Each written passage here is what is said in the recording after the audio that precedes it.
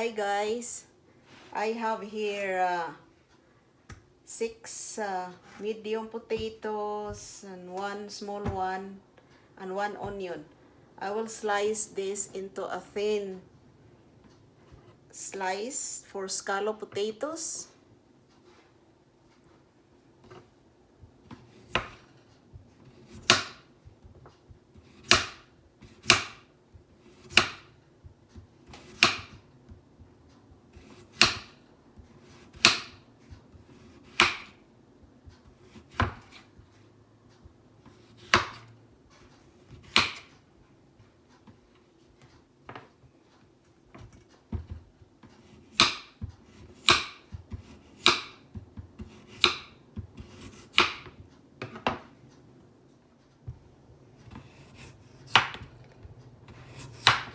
This scallop potatoes is one of my favorite scallop potatoes, and so as my family and friends.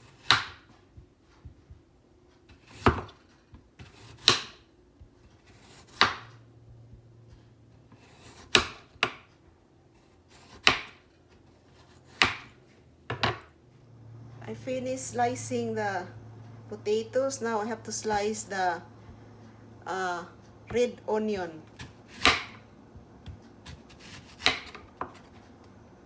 Into a very thin slices.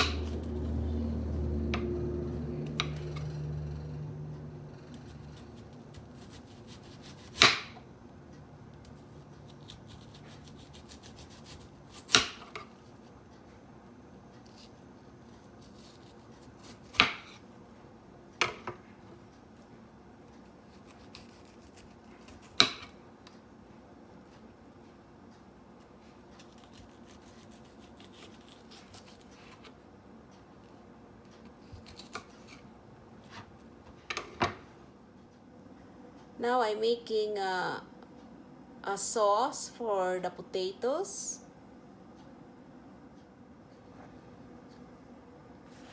A quarter cup of all-purpose flour,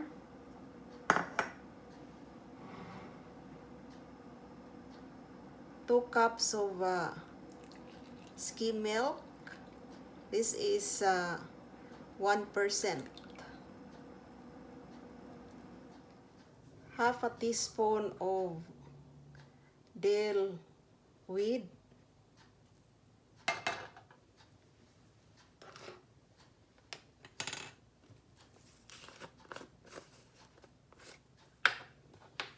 and 1 teaspoon of salt,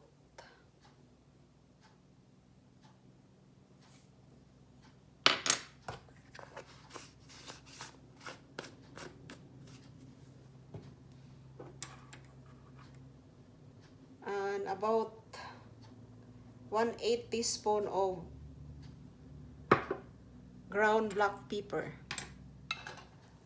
And I will mix this until no lumps remain.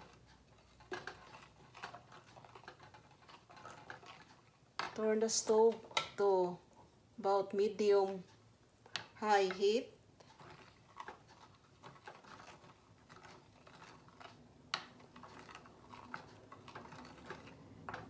Heat and stir this until it boils and thickens. But make sure there's no lumps remain.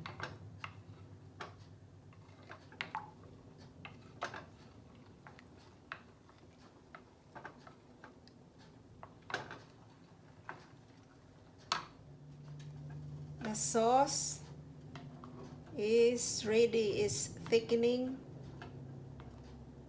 I'm just gonna shut shut it off and get ready for my casserole dish.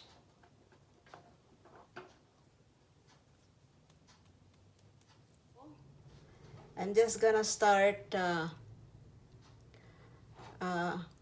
putting this potato, light it up.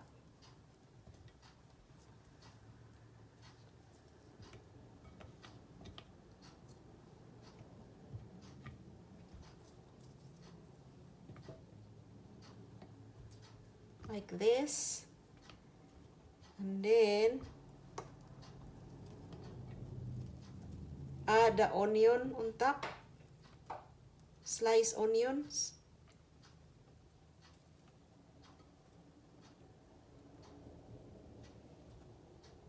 And then put more potatoes.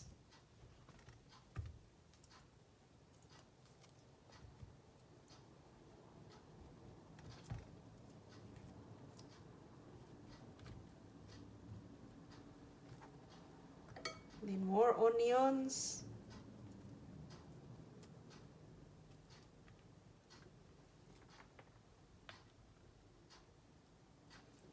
And then pour the sauce.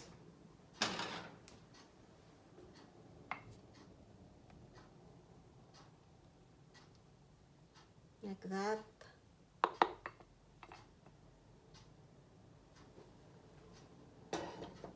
And put more potatoes.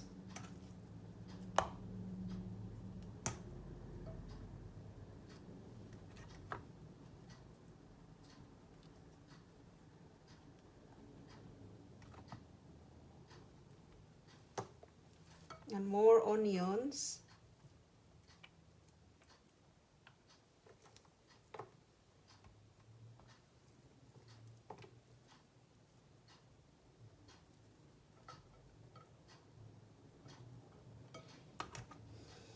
And more potatoes. And this is the last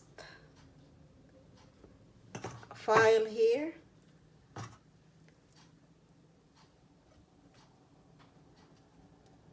More potatoes. Like this.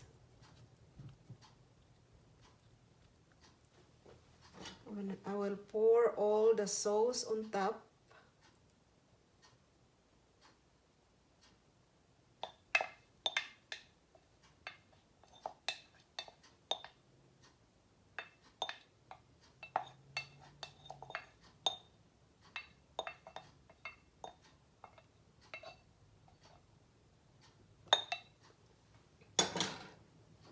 And bake this in the oven for 1 hour and a half for 350 degrees. Let's check the scallop potato, guys. I leave it open for 10 minutes, 5 or 10 minutes, so that it get, see, look, it's looking pretty good.